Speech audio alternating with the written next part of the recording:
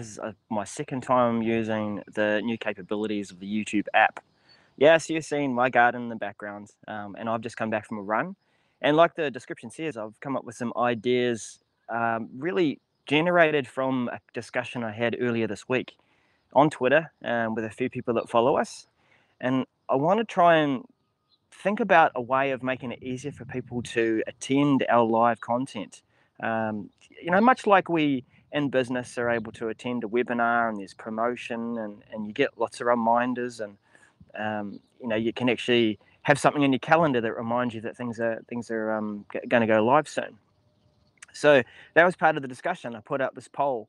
First of all, where should we put our content? Now, we have been using Periscope more recently because we attended Microsoft Ignite, and the great thing about that with Periscope is you can share that content. It's live, it's visible within a Twitter stream. So if you're attaching a conference hashtag, then it's going to be able to let me just check and see if there's any chats there. Nope, not yet. We'll just show that there. That you're able to interweave that content with everyone else's discussions in the event. But what happens really when we're trying to do this live, after an event, when people aren't continuously watching a hashtag or aren't necessarily watching your Twitter handle, is that with Periscope, you're only going to grab the passing audiences that's there. And what we're finding with people who follow us and enjoy watching our content is they want to interact with us live. They do want to, discuss with us and ask us questions and, pass comment and the like. But they're unable to do that because they don't know until the last minute or maybe a tweet that we send out and it appears there on Twitter and then we're on Periscope. So there is a better way to do this. And as I've been running, and I get ideas when I run, is we have been pushing content to YouTube whenever we multicast, whenever we're using the awesome Pexip capabilities, and we push to Periscope and YouTube. And the idea with that was at least we're creating something that people can find that's easier to consume in YouTube after the fact. We can add captions and do all sorts of things that putting playlists together. But I think I've thought of a way that could creatively make use of YouTube and make it easier for people to plan to attend our live events. And I'll also add that it could be live-ish events. One other thing that I'm considering doing is pre-recording some content. So if we have an interview that we could be talking to someone from the Microsoft product group or someone who's just outside of their time zone, it's just a little hard to get everyone together.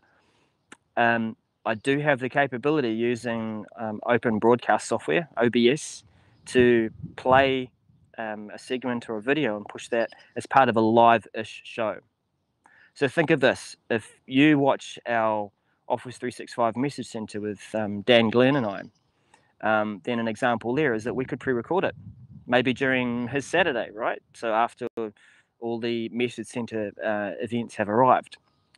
We pre-record it, but what we do is we still get together live in the YouTube chat room, so to speak. Let me just back up a bit. We create a live event, kind of like this one. We drop it into an email, we drop it into a blog post. Maybe we need to start running an email list. We create an ICS event. So we'll save the appointment, so it's a file that you can download and add to your calendar. Want to experiment and see if I can do that create the event from, say, Outlook Web Access, drop in the link to the live YouTube event, which then creates a thumbnail kind of preview. And then when we go back over to your desktop, save that on Outlook, and you've got a file, an ICS file, or potentially an appointment that might have an embedded YouTube. I think there's some limitations with the ICS format there, so maybe that won't work. Anyway, we've created an event. We've created something that people can download. They can put it into their calendar. They can plan to attend it. We can then, promote it, push the link. The link's there. It clearly shows people when we're going to be going live, because in YouTube you can set that live event up and it'll tick away and say, time's going down, it's ready. Right. It will also take care of the audience that does use YouTube and the YouTube app and sets up a notification, an alert to say, I want to know when this is live. I follow this channel. Tell me when the content goes live. Good. So we've covered a couple of bases there. I know there's a bit more thought to put into it. What about going live? So coming back to that live-ish example that I had with Dan, Glenn, and I doing the Office 365 Message Center the week that was, we still get together and go live-ish. We jump on and we liven up that event. We do the introductions. We talk about current stuff that might have happened between Saturday and Monday. And then I play the segment of the video. While that's happening, we can be in the YouTube chat area, and we can be tapping out responses to people, much like we did as speakers at the CoLab 365 Global Summit.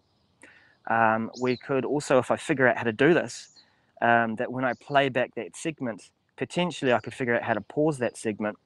Then we could come back to us being live and answering some of the questions that you ask from the chat room. Then we go back and resume the segment that we've recorded. So closing that out, then we just close the show and we're done. So I think that might take care of two potential challenges. Rounding up that audience that wants to attend our live content, but wants to plan to do that. You know, they don't want to just miss out on that event and have to look at it after the fact. Two, we're capturing it still to YouTube so people can consume it there. We can embed it into our blog posts and past discussions. I've got ideas around how we could still do this with a panel. And three, we're doing a live-ish show, which takes a burden off myself, Dan, whoever else we're doing it with, to not be juggling so much in production. So there's a few thoughts. That's about 7 minutes for you. Enjoy your Friday, your Saturday, wherever you are. And I'm going to try this out. You might see a few experiments like I did early on, just to see what it's like, see what I can get going, and follow the journey. See if you can learn something with me. Catch you later.